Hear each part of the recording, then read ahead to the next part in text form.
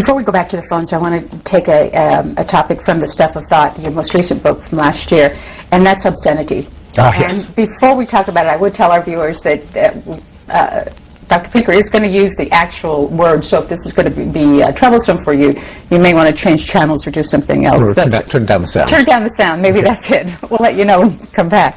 But why have a chapter on obscenity? Yes, on taboo. Well, it's as someone who likes cracking puzzles, this is a great puzzle of language. Why are certain words, which everyone has heard a zillion times, why do they give offense? Why are they considered immoral?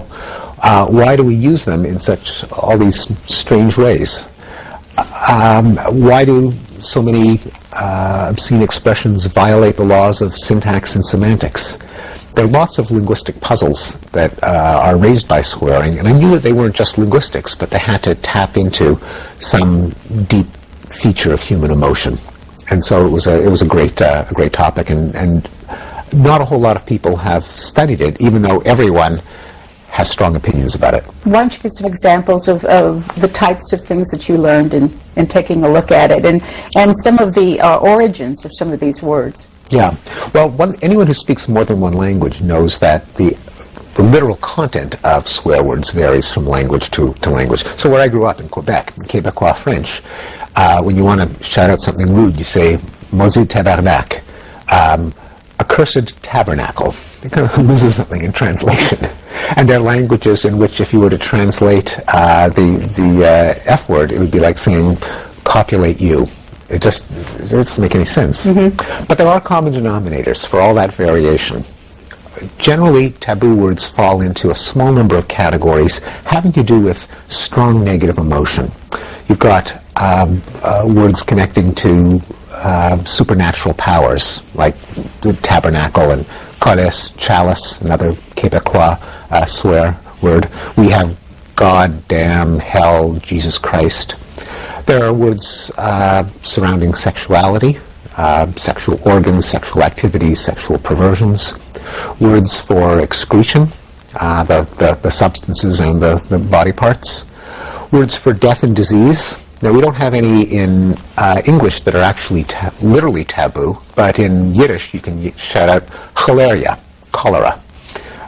In Dutch, one of the strongest curses is get cancer. And even in English, we have a little bit of taboo around cancer. It's not a dirty word, but often in obituaries, it will say so-and-so passed away from a long illness. You avoid the word die, you avoid the word cancer, almost as if they're almost dirty words. And then there are also taboo words for people and classes of people that your culture doesn't like.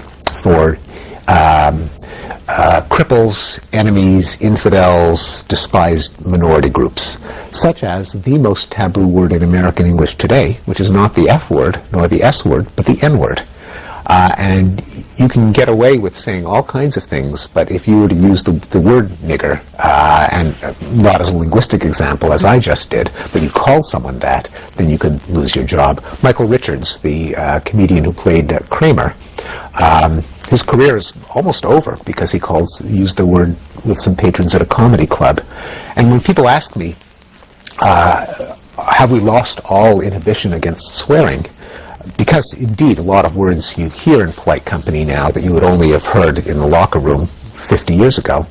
But there are also lines that we still don't cross. We don't care so much about religion, and so saying goddamn is not a big deal. Even sexuality with the sexual revolution is not as taboo as it used to be. On the other hand, race is very, very touchy, so Michael Richards got into trouble. Don Imus got into trouble with his comment about nappy-headed hoes, both seen as racist and misogynist, and so gender is another hot button, another third rail. And homophobia. Ann Coulter, who had a reputation for being outrageous to begin with, much beloved by her conservative constituency, but when she called John Edwards a faggot, she crossed a line and she got into trouble. So we still have our taboos, but the sensitivities change with history. I was interested in what you wrote about the changes in languages and how the punch of a word can make all the difference in the fact that in French the word merde just doesn't quite have Yes. have It's it more as like, it does in English. Which well, is shit. it's almost more like a little more closer to crap. That is, it's not polite, but it's not taboo. It's not something that you can rule out. And you see this across many languages, that the same concept, sometimes even the same word. In French, there's the word con, C-O-N, which not only is, and it means kind of stupid or idiot. Not only is there, is it much more polite than the English equivalent, cunt, but many French speakers are not even aware that that's the origin. And that's what happens with a lot of dirty words. People, they can become clean as people forget what they originally referred to. And we've, in the last couple of decades, witnessed that happening with the word sucks. Where, in fact, my sister Susan told me a story years ago when her daughter was growing up, and she came home from school and she said, oh, Jim really sucked today. And my sister was horrified that an 8-year-old girl was using this, what in her ears was a slang term for fellatio, which is the origin of sucks. But it has become so widespread for just meaning to be bad that people have especially the younger generations, have lost the original image.